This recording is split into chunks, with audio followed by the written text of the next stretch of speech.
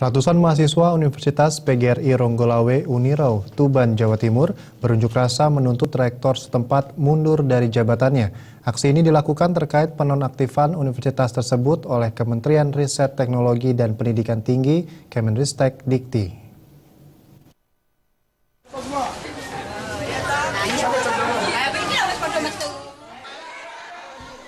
Unjuk rasa ratusan mahasiswa Universitas PGRI Ronggolawe Unirau Tuban, Jawa Timur menuntut rektor mundur dari jabatannya ini diawali dengan melakukan sweeping ke sejumlah ruang akademis universitas.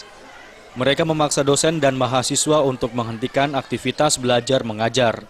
Mereka juga menghentikan paksa proses ujian akhir semester. Setelah melakukan sweeping, ratusan mahasiswa pun menggelar orasi di bawah tenda secara bergiliran. Mereka menuntut Rektor Unirau Hadi Tugur mengundurkan diri dari jabatannya.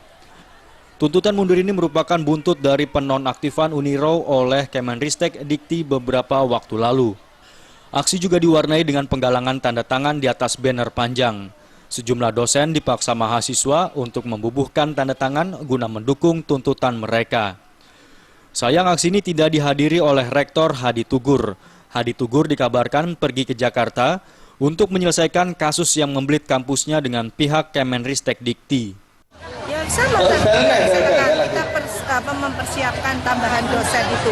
Karena kita kemarin rasionya kita hitung sudah di bawah 100, ternyata ada yang ditolak kan oleh Dikti karena permasalahan dari yang kita ajukan dosennya terutama. Nah itu setelah itu ini sudah kita tambah sekitar 14, kemungkinan bisa turun.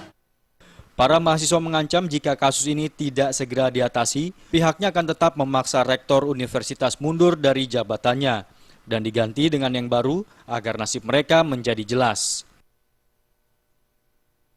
Dari Tuban, Jawa Timur, Sumali Maluapati melaporkan.